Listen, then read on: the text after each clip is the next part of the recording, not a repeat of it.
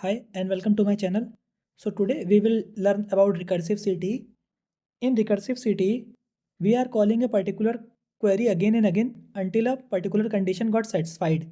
So this is what this definition means. So let me explain you this definition with some example.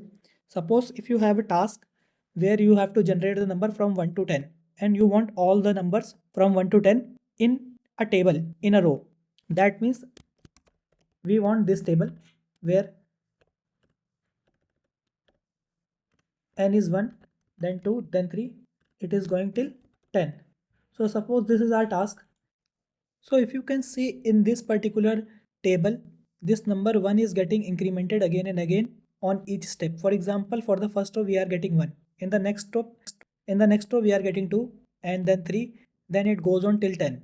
So this is something that is getting repeated every time. So to solve such kind of things in our SQL, we can use the recursive CTE. Initially, we will declare a number which will be n equal to 1, and after that, what we will do is we will increment this number on every step.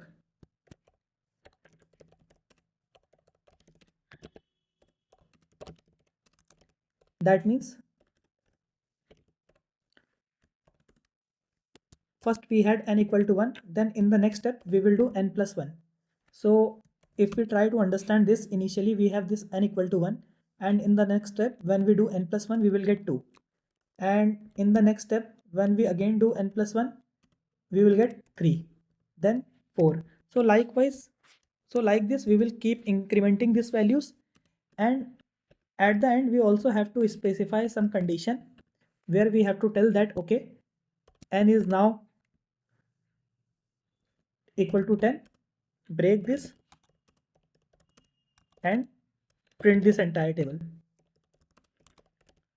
So to perform such operations, we can do this by using recursive CTE. So in the recursive CTE, initially we have to declare base condition, and we are saying this as a base query. And after that, because we are incrementing this number again and again, so we generally call this as a recursive query. So inside the recursive query, we are calling this query by itself and incrementing the number. So that means initially we have this n equal to 1. In the next step we are doing n plus 1. Again we are calling this query itself, and we are saying that okay, in previous step we have this n2, now do n plus 1 again, so we are getting 3. So this is how this recovery query works. So if we don't end this recursive call, it will go till infinite. And so to break this recursive call, we are also initializing one condition which tells our recursive call to break the call at some point.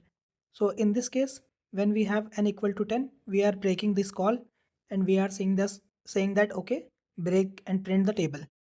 These are the three parts of our recursive CTE. So now let's try to understand by writing actual query. Let's take the example of this one only, and where we want to create a table from number 1 to 10.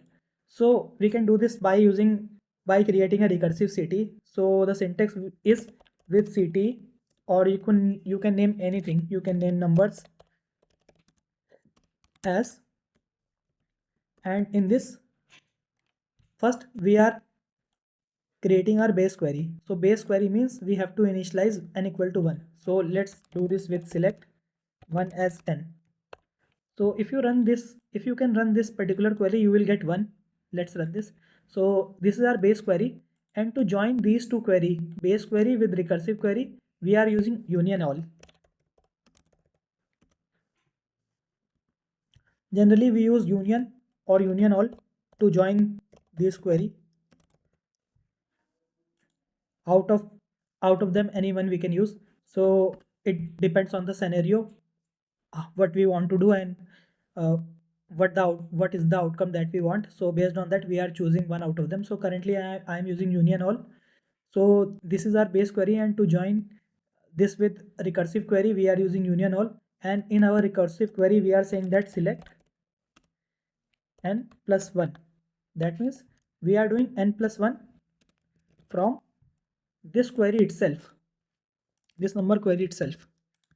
So that means this query is calling itself and doing n plus 1, and n is coming from our base query, so which is 1. So, and also because if we don't provide any sort of condition check, it will keep incrementing the value and it will go into the endless loop. So to break this, we are also saying where n is less than 10. That means keep calling itself until this n is less than 10. So when this n will become 9, it will stop calling this.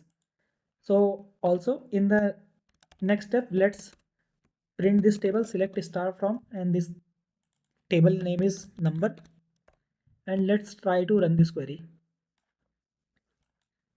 So you can see in our output we have this n, and in this we have 1 2 3 4, and we have numbers till 10. So initially we are getting 1 from this base query, and in the next recursive query, this query is taking this number 1 and calling itself again and again until this particular condition got satisfied. So this is how we can write the recursive query, and we can save a lot of time, and we can use this recursive query in multiple ways. It totally depends on the requirement. So this is the basic form of what recursive query is. Now to understand this recursive query more, let's take one more example. Let's take an example of this table. In this table, we have ID, name, and parent ID. From this table, we want to generate another table in which we want the levels, because grandparent is the top in the family hierarchy. So that is why level is 0. And then we have parent 1 and parent 2. And parent 1 and parent 2 are the children of grandparent. So that is why their hierarchy is 1. And similarly, we have children 1, children 2, and children 3. And these are the children of parent 1 and parent 2.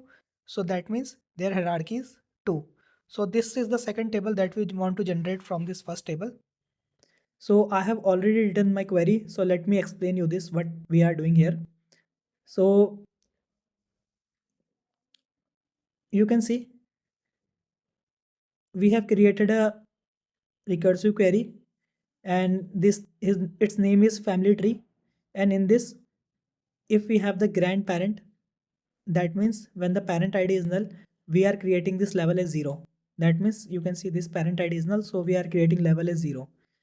And we are using union all to join this base query with this recursive query. And in the recursive query, we are doing level plus 1, and we are also applying this condition where parent ID equal to ft.id. So I will explain you about this.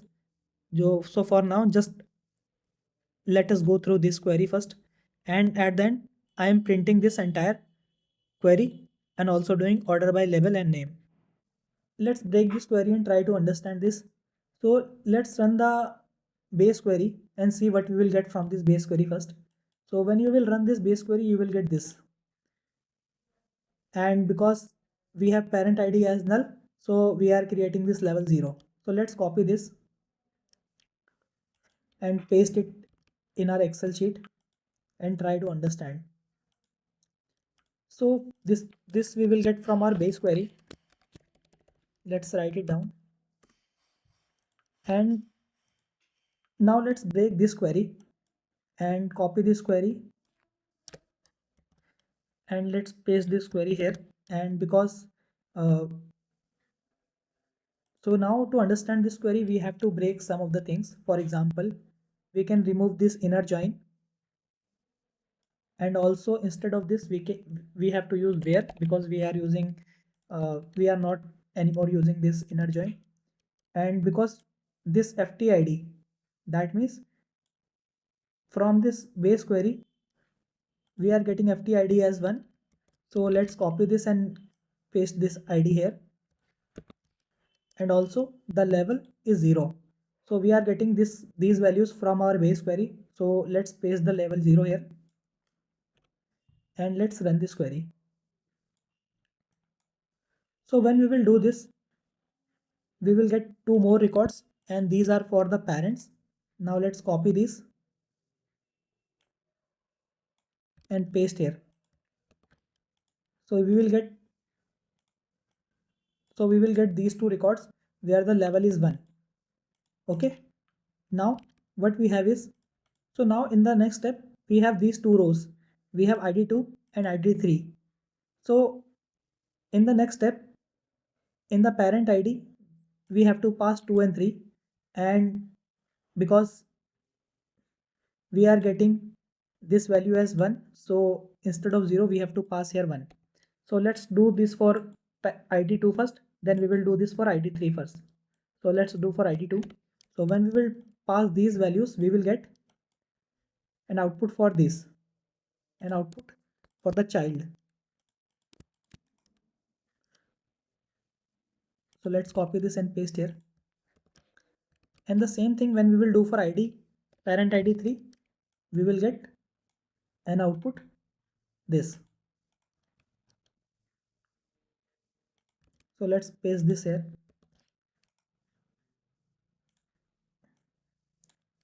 And because we are at the end of our execution, so after this the query will end, and from our recursive query we will get these rows. So this is how we will be able to create this level 0 for the grandparent. For the parent we will be able to create this level 1, and for the children's we are able to create the level 2.